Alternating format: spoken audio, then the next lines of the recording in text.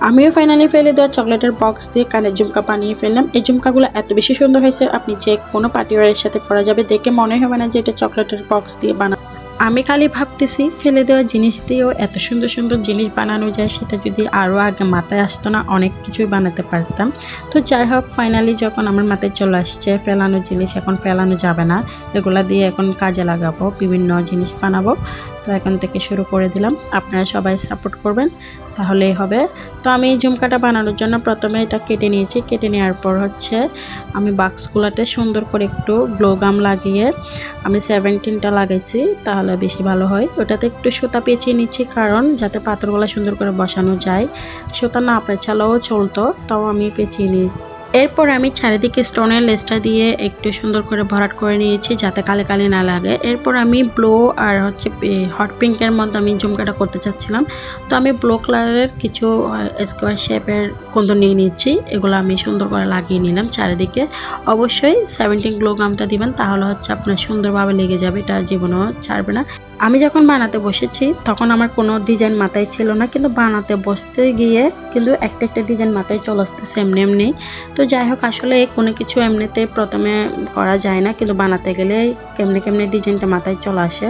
তো যাই হোক, আমি যখন স্কোয়ার শেপের কুন্দনগুলো লাগাচ্ছিলাম তখন আমি পরের পার্টে কী দিব সেটাই জানি না। তবে পরে ভাবতে ভাবতে যে একটা পাতা ডিজাইন করে নিলাম, তো ভাবলাম যে সাদা আর হচ্ছে হট পিঙ্কের কম্বিনেশনটা করি। এরপর দেখতেই ভালো লাগতেছে, আপনারা নিজেরাই দেখেন। এরপর হচ্ছে আমি আবার স্টোনের লেস দিয়ে 2 পার্ট করে লাগিয়ে নিয়েছি। একটা হচ্ছে ভিতরে ভিতরে দিয়ে দিচ্ছি যাতে বরাট লাগে, খালি না দেখতে, খালি যাতে না লাগে সেভাবে করে নিচ্ছিলাম। তবে দেখতে যাতে সুন্দর হয় সেদিকেও খেয়াল রাখতেছি। এরপর আমি উপর দিয়ে পাতা পাতা স্টাইলের করে দিলাম, তাও হট পিঙ্ক কালার। আমি এবার পার্ট 2তে চলে গেলাম। প্রথমে ঝুমকাগুলোতে পাতা দিয়ে এগুলাতে শুকাতে দিয়ে দিয়েছি। এরপর একটা হচ্ছে পেপার নিয়েছি, এটাতে হচ্ছে আমি সুন্দর করে একটা লম্বা স্টাইলের করে ডিজাইন করে নিচ্ছিলাম। তখনও কিন্তু আমার ডিজাইনটা মাথায় আসতেছিল না যে উপরের ডিজাইনটা কীরকম করা যায়, তো ভাবতে ভাবতে ফাইনালি এই লুকটাই করে ফেললাম।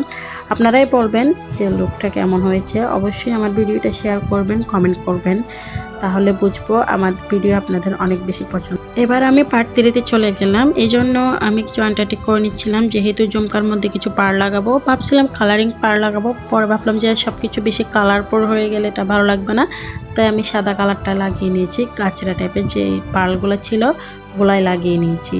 তো দেখেন খুব সুন্দর করে কিন্তু লাগিয়েছি।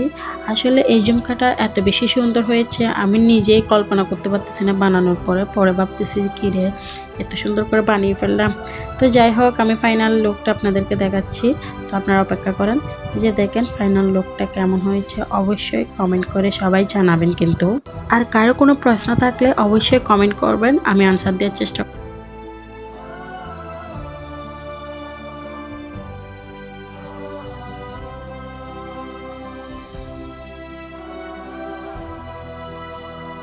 কানে দিয়ে দেখতেছিলাম, অনেক সুন্দর লাগতেছে। এখানে দোলটা আমি আমার যে কোনো পার্টি ওয়ার বা শাড়ির সাথে পরবো।